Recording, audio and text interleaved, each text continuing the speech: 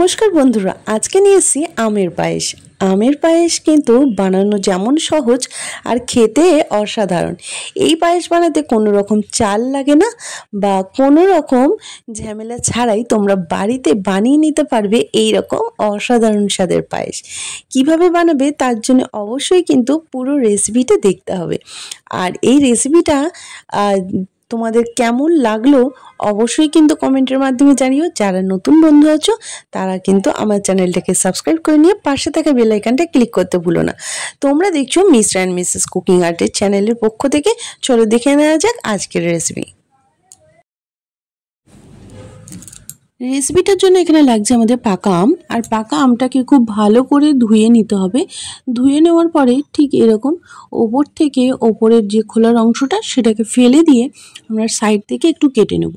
এইভাবে যদি আম কাটা হয় দেখবে খুব সহজেই আমটা কাটা হয়ে যাবে আর আমের পাল্পগুলো কিন্তু খুব সহজেই বার হয়ে আসবে। দেখো, আর দেখতেও কিন্তু খুব সুন্দর লাগছে। এরপরে আমরা মিক্সার গ্রাইন্ডারে সমস্ত আমের পাল্পগুলোকে এইভাবে কেটে নিয়ে এটাকে ভালো করে মিক্সড করে নেব। আর মিক্সড করে একটা পাত্রের মধ্যে রেখে দিচ্ছি। এই রেসিপির জন্য আর লাগছে আমাদের দুধ। এখানে আমি দুধটাকে জাল দেওয়া দুধ নিয়েছি আর নিয়েছি যে আমের পাল্পটা রেডি করে রেখেছিলাম সেটাই। এরপরে একটা কড়াইয়ের মধ্যে দুধটাকে দিয়ে দিলাম। দুধটাকে দিয়ে দেওয়ার পরে আর কিছুটা দুধ কিন্তু আমরা এর মধ্যে একটু রেখে দেব। হাফ কাপ মতো দুধ রেখে দেবো যাতে আমাদের পরে লাগবে। এরপরে দুধটাকে ভালো করে আমরা জাল দিয়ে নেব। দেখো, দুধটা কিন্তু আমরা কাঁচা দুধ নিইনি, তোমরা কাঁচা দুধ নিতে পারো। সেইভাবে কিন্তু এটা একটু ফুল ফ্যাট মিল্ক মানে ঘন দুধ নিলে এই রান্নাটা ভালো হয়। এরপরে দিয়ে দিচ্ছি এলাচ। এখানে আমি এলাচ গুঁড়ো করে দিয়ে দিয়েছি। তোমরা চাইলে এখানে এলাচ নাও দিতে পারো। এখানে এলাচটাকে দিয়ে ভালো করে একটু দুধটাকে আরও একটু ফুটিয়ে নিচ্ছি। এই দুধটা এখানে যে দুধটা রয়েছে সেই 500 গ্রাম দুধটাকে এখানে আমরা একদম কমিয়ে ক্ষীরের মতো বানিয়ে নেব। আর এর মধ্যে দিয়ে দিলাম ড্রাই ফ্রুটস। তোমাদের পছন্দ মতো এর মধ্যে ড্রাই ফ্রুটস ব্যবহার করতে পারো। দেওয়ার পরে এটাকে আবারও ভালো করে আমরা মিক্সড করে নেব। দেখো, দুধটা কিন্তু ফুটতে আরম্ভ করে দিয়েছে আর দুধের কালারটা কিন্তু যত ঘন হবে তত দেখবে কালারটা চেঞ্জ হতে থাকবে।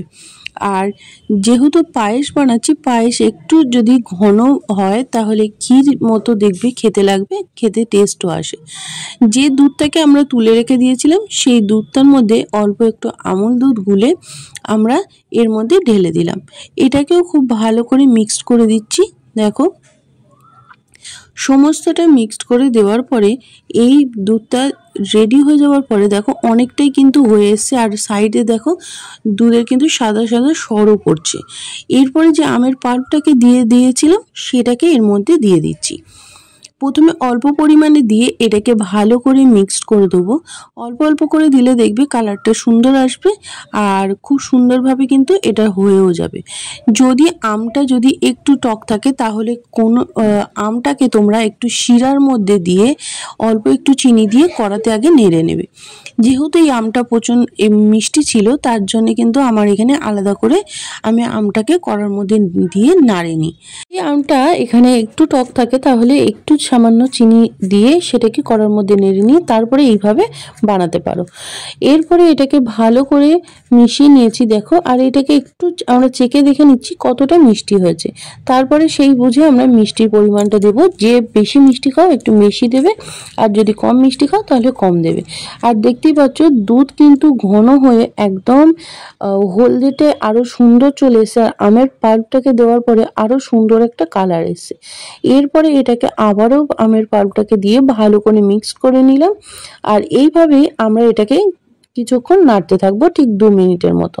আর পাশে দেখতে পাচ্ছ কত সুন্দর ঘন একটা সর পড়ছে। এই রান্নাতে কোনো রকম চালের ব্যবহার হয় না।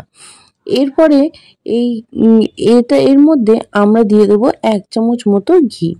ঘিটাকে দেওয়ার পরে এটাকে আবারও ভালো করে মিশিয়ে নিচ্ছি। সমস্ত ঘিটাকে মিশিয়ে দেওয়ার পরে এর মধ্যে দিয়ে দিচ্ছি আম। ছোট ছোট করে কেটে রাখা আমগুলোকে এর মধ্যে ব্যবহার করছি। দেখো, আমগুলোকে দিয়ে দেওয়ার পরে এটাকে আবারও 1 মিনিটের মতো ঠিক এইভাবে একটু মিক্সড করে ভালো করে আমগুলোকে নাড়িয়ে চাড়িয়ে দেবো। সমস্ত আমগুলোকে ভালো করে দেখো নাড়িয়ে চাড়িয়ে মিক্সড করে দিচ্ছি। এরপরে এটাকে এইভাবেই আমরা 1 মিনিটের মতো ঠিক কড়ার মধ্যে নাড়িয়ে নিয়ে গ্যাসটাকে অফ করে আমরা ঢাকা দিয়ে রেখে দিয়েছিলাম। দেখো খুব সুন্দর হয়ে গেছে, কোনো রকম দুধ কিন্তু কেটেও যায়নি, আর আমের ক্ষীর দুর্দান্ত হয়েছে। আমের ক্ষীর বা আমের পায়েস এই রেসিপিটা কিন্তু অবশ্যই একবার ট্রাই করো। আর এইটা যতটা কিন্তু ঠান্ডা হবে তখন কিন্তু তত ঘন হয়ে যাবে, তাই অবশ্যই এই আমের পায়েস অবশ্যই বাড়িতে ট্রাই করো। এই রকম দুর্দান্ত স্বাদের পায়েস কিন্তু তোমরা আগে ট্রাই করেছো কিনা অবশ্যই কমেন্টের মাধ্যমে জানিও। আর এই পায়েস কিন্তু বানাতে কোনো রকম চাল লাগে না, চাল ছাড়াই দুর্দান্ত স্বাদের এই আমের পায়েসটা বাড়িতে ট্রাই করে আমাকে জানাতে ভুলো না যে কেমন লাগলো। যদি ভালো লেগে থাকে তাহলে অবশ্যই আমার চ্যানেলটিকে সাবস্ক্রাইব করে নিয়ে পাশে থাকা বেল আইকনটা ক্লিক করে নিও। আর অবশ্যই যদি ভালো লেগে থাকে তাহলে একটা লাইক করে দিও। আর যারা নতুন বন্ধু আছো আরও সুন্দর সুন্দর রেসিপি পেতে বেল আইকনটা ক্লিক করে রাখতে একদম ভুলো না। চলো আজকের মতো রেসিপি এই পর্যন্তই, আবারও দেখা হচ্ছে পরবর্তী কোনো ভিডিওতে।